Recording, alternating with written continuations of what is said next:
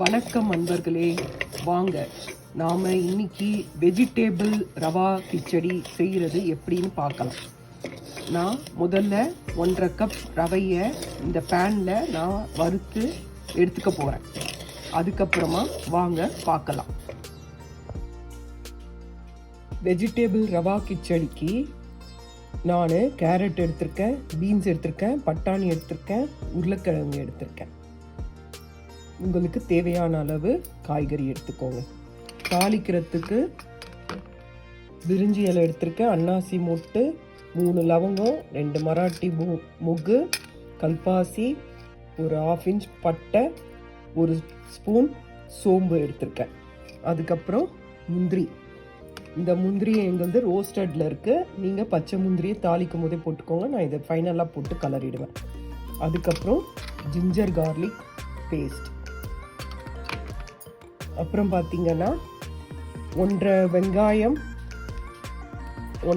எடுத்திருக்கேன், 3 தக்காளி எடுத்திருக்கேன், 2 பச்சை மிளகாய் எடுத்துக்கோங்க. அவ்வளோதான் இது. அப்புறம் 1.5 கப் ரவை, அதை ஃபஸ்ட்டே உங்களுக்கு காட்டிட்டேன். அதை பேனில் டோஸ்ட் பண்ணி வச்சாச்சு. அவ்வளோதான். இதுதான் கிச்சடிக்கு தேவையான பொருள். அதுக்கப்புறம் தேவையான அளவு எண்ணெய். அப்புறம் கடைசியாக இறக்கும் போது ஒரு 2 ஸ்பூன் நெய் விட்டு இறக்குங்க. மஞ்சப்பொடி கொஞ்சமாக ஒரு 1/4 spoon, garam masala 1/4 spoon, red chilli powder. இதை தான் சேர்க்கணும். இதுக்கு உங்களுக்கு நான் செய்யும் போது காட்டுறேன். இப்போ பாருங்கள், நான் தேவையான அளவு எண்ணெய் விட்டுட்டு அதில் நான் சோம்பு அதெல்லாம் எடுத்து வச்சுருந்தேன் பார்த்தீங்களா, அதை போட்டேன். அது பொரிஞ்ச உடனே ஆனியன் சேர்த்துருக்கேன். இது நல்லா வதங்கின உடனே இஞ்சி பூண்டு பேஸ்ட்டு சேர்ப்பேன். அது நல்லா இந்த பச்சை வாசனை போகிற வரைக்கும் நல்லா வதக்கின பிறகு எடுத்து வச்ச எல்லா காய்கறியும் போட்டு இதை நான் வதக்குவேன். உங்களுக்கு காய்கறியெல்லாம் போடும்போது காட்டுறேன். பாருங்க, வெங்காயம் இஞ்சி பூண்டு பேஸ்டெல்லாம் நல்லா பச்சை வாசனை போயிடுச்சு. நல்லா வதங்கின பிறகு எல்லா வெஜிடபிள்ஸையும் சேர்த்துருக்கேன். இந்த வெஜிடபிள்ஸ் எல்லாம் நல்லா வதங்கணும்.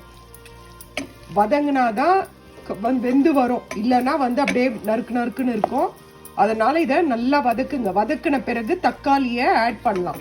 தக்காளி ஆட் பண்ணி அது நல்லா வதங்கின பிறகு தண்ணி விட்டு மஞ்சத்தூள் உப்பெல்லாம் சேர்த்துட்டு அதுக்கப்புறமா ரவையை ஆட் பண்ணலாம். பாருங்க, காய் நல்லா வதங்கிடுச்சு. இந்த ஸ்டேஜில் தக்காளியை சேர்க்குறேன். தக்காளி சேர்த்து தக்காளி நல்லா வதங்கின உடனே தண்ணி 1 கிளாஸ் ரவைக்கு நான் 3 கிளாஸ் தண்ணி விடுறேன். மொத்தம் 1.5 கப் எடுத்துக்கிறனால 4.5 கிளாஸ் தண்ணி விடுறேன் நான். அதுக்கப்புறம் மஞ்சள் பொடி, உப்பு, டேஸ்ட்டு பார்த்துட்டு காரம் எப்படி இருக்குது பார்த்துட்டு கரம் மசாலா, கொஞ்சம் சில்லி பவுடர். உங்களுக்கு நான் அதை சொல்கிறேன். இங்கே பாருங்கள், தக்காளி போட்டு தக்காளி நல்லா வதங்கியாச்சு. அதுக்கு பிறகு 4.5 கிளாஸ் தண்ணி விட்டு இருக்கேன். மஞ்சள் பொடி, உப்பு 1/4 ஸ்பூன், கரம் மசாலா சேர்த்துருக்கேன். சில்லி பவுடர் சேர்க்கல, இதுவே காரமாக இருக்குது. அதனால் நான் கரம் மசாலா 1/4 ஸ்பூன் தான் சேர்த்துருக்கேன். உங்களுக்கு இன்னும் கொஞ்சம் காரம் வேணும்னா நீங்கள் கொஞ்சம் 1/4 ஸ்பூன் சில்லி பவுடர் சேர்த்துக்கோங்க, இல்லைன்னா விட்டுடுங்க. இப்போ தண்ணி நல்லா கொதிச்ச உடனே நான் வறுத்து வச்ச ரவையை போடுறேன். நான் கொதிச்ச உடனே காட்டுறேன். தண்ணி பாருங்க நல்லா கொதிக்குது. இந்த சமயத்தில் நான் ரவையை போட்டுட்டு சிம்மில் வச்சிடுறேன். நான் போட்ட தக்காளி ஒயின் டொமேட்டோ, அதனால தான் உங்களுக்கு இந்த கலரில் இருக்குது. நல்லா ரெட்டாக இருக்கும். அதுதான், அதனால தான் ரெட்டாக இருக்குது. என்னத்துக்கு ரெட்டாக இருக்குன்னு பார்க்காதீங்க, அது ஒயின் டொமேட்டோன்றனால அப்படி இருக்கு. ரவையை போட்டாச்சு. ரவையை போட்டு நல்லா கலரி விட்டாச்சு.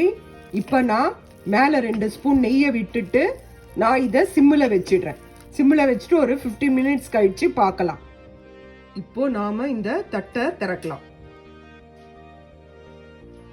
இப்போ இதை பாருங்க, நல்லா சூப்பரா தயாராயிடுச்சு.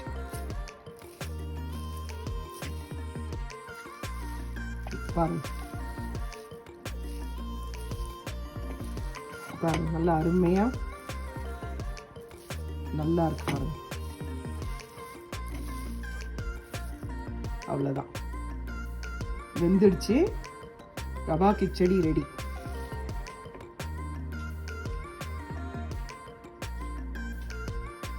இப்போ சூடான ரவா கிச்சடி ரெடி ஆயிடுச்சு. இதே மாதிரி நீங்களும் செஞ்சு பாருங்க, சாப்பிட்டு பாருங்க. இதை எனக்கு கமெண்ட்ல சொல்லுங்க. லைக் பண்ணுங்க, ஷேர் பண்ணுங்க, சப்ஸ்கிரைப் பண்ணுங்க. நன்றி, வணக்கம்.